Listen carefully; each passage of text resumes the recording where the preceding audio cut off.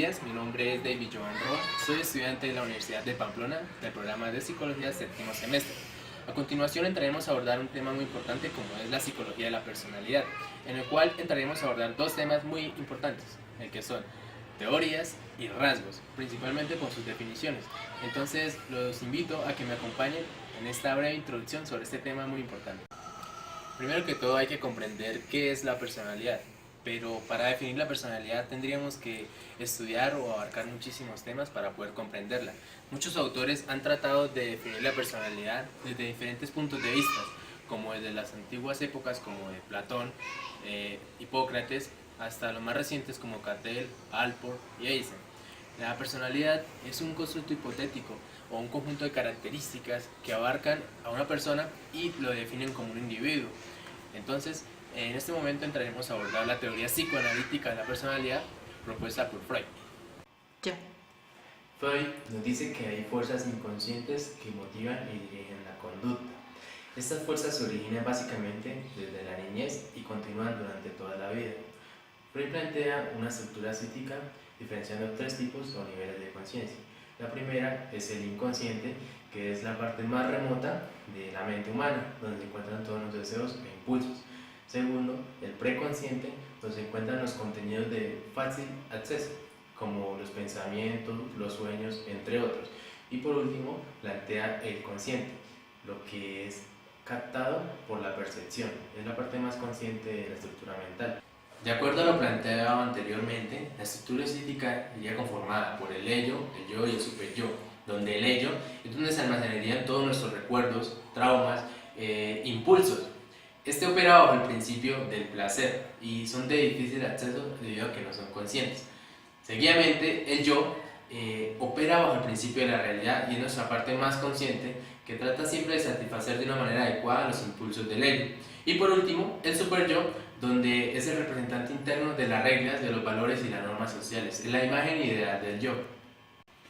Freud creía que el desarrollo de la personalidad pasaba por una serie de etapas, en la cual cada área del cuerpo se descargaba unos impulsos sexuales.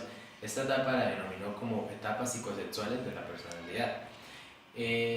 La primera etapa es la etapa oral, que ocurre desde el nacimiento hasta el primer año, donde el bebé succiona el pecho de la madre. La etapa anal, que ocurre del periodo desde 1 hasta los 3 años, se relaciona con el control de los esfínteres y la eliminación de las heces del bebé. La etapa fálica tiene un periodo evolutivo desde los 3 hasta los 6 años de edad. Esta se relaciona con la manipulación de los genitales. También aparecen los deseos o impulsos sexuales hacia el padre del sexo opuesto. También surge algo conocido como el complejo de Edipo y el complejo de Electra. La etapa de lactancia tiene un periodo evolutivo dentro de 6 hasta los 11 años. Allí el superyo se desarrolla muchísimo más y desaparecen los impulsos sexuales. Por último, la etapa genital ocurre en la adolescencia y allí se dan notoriamente los cambios biológicos en la adolescencia. También aparecen nuevamente los impulsos sexuales, pero estos van redirigidos de una forma más madura. Es importante entender que la dinámica inconsciente motiva y dirige la conducta. De acuerdo a lo dicho anteriormente, si el niño no pasa adecuadamente por esta serie de etapas, según Freud en su teoría, su personalidad no se verá constituida en la adultez y presentará una serie de problemas. Entraremos a hablar sobre la teoría conductista de la personalidad, en las cuales sus principales exponentes son Skinner, Watson y Pavlov. Los conductistas creían que los procesos mentales no eran observables y de tal manera carecían de una validez científica. Asimismo, argumentaban que era importante llevar la psicología hacia un paso muchísimo más adelante, donde pudiera medirse y controlar la conducta, lo cual esta en cierto modo era más observable y se podía medir y cuantificar.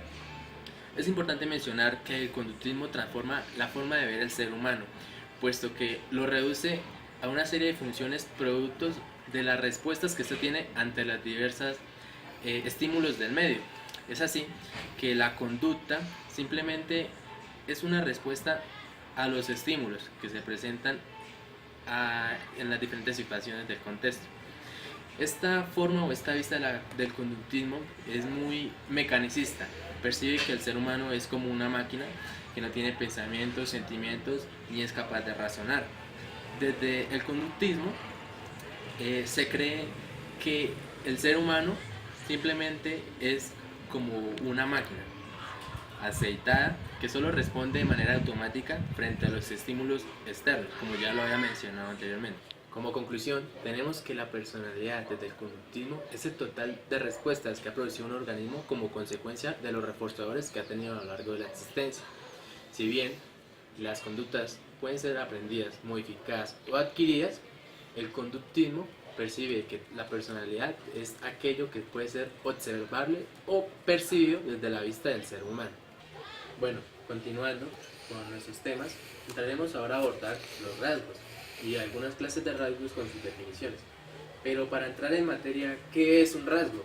Un rasgo es cierta característica que es perdurable de la personalidad.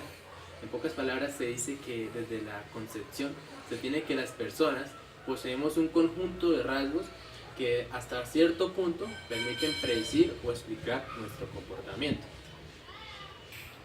Es posible que algunas personas compartan algunos rasgos en común.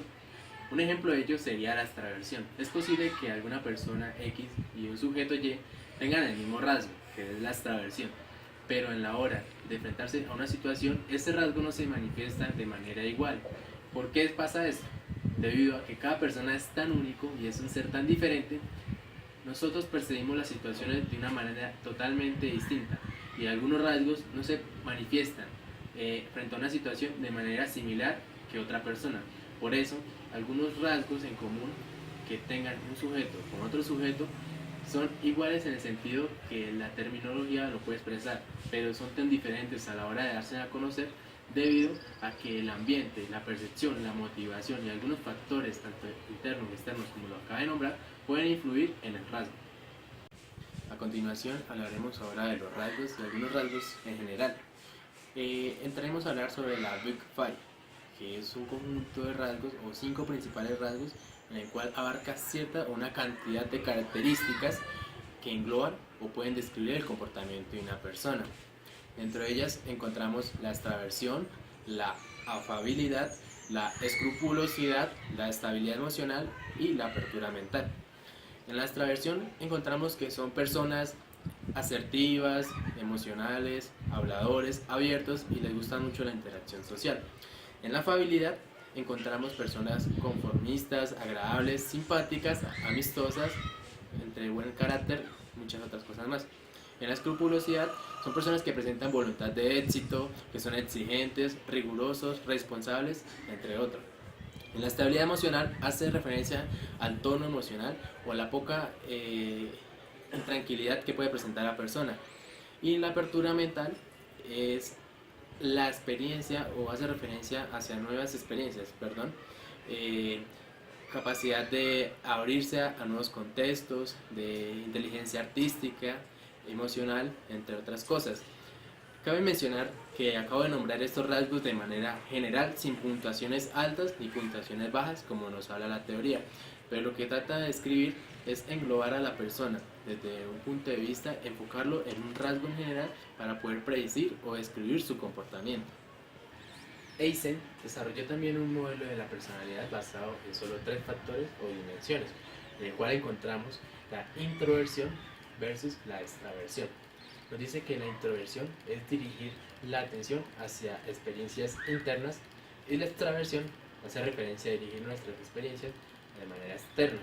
Entonces, lo que quiere decir es que una persona con una puntuación alta de introversión serían personas calladas, tímidas o reservadas, y una persona con una puntuación alta hacia la extroversión serían personas muy sociales, muy amigables, que les gusta compartir o les gusta relacionarse mucho con las personas del entorno. Lo segundo es el neuroticismo versus estabilidad emocional. Esta dimensión de rasgos de Eysen se relaciona con la inestabilidad emocional de la persona, donde el neuroticismo vendría siendo esa tendencia de la persona a sufrir un declive o un bajón en su emocionalidad, y la estabilidad emocional o esa templanza vendría siendo esa capacidad que tiene la persona para mantenerse de manera constante o emocionalmente bien. Por último, tenemos al psicoticismo.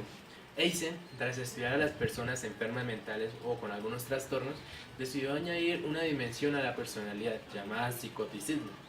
Él afirma que las personas que contienen un alto contenido de este rasgo son personas que tienen o presentan una dificultad para enfrentar a la realidad. También son demasiados hostiles, manipuladores y muy poco empáticos. Como conclusión, queremos cerrar el tema recapitulando lo que hemos venido hablando. Primero hablamos de las teorías de la personalidad, que fueron el psicoanálisis y el conductismo. Seguidamente entramos a hablar de qué era un rasgo y algunas clases de rasgo. Queremos cerrar esto dando como un aporte final, una contribución de que la personalidad es algo tan difícil de explicar, pero que es algo probablemente tan evidente ante la percepción o la vista de otros sujetos. Muchos podrán decir que la personalidad es la forma de comportarse de un individuo, o puede ser las características que la definen. Todas estas suposiciones pueden ser ciertas o no pueden serlo. De una o cierta forma, la personalidad es lo que nos hace tan únicos y tan diferentes de los demás. Quiero agradecerles por su tiempo y por el espacio brindado, y espero que les haya gustado muchísimo el video y nos vemos en otra ocasión. Muchísimas gracias.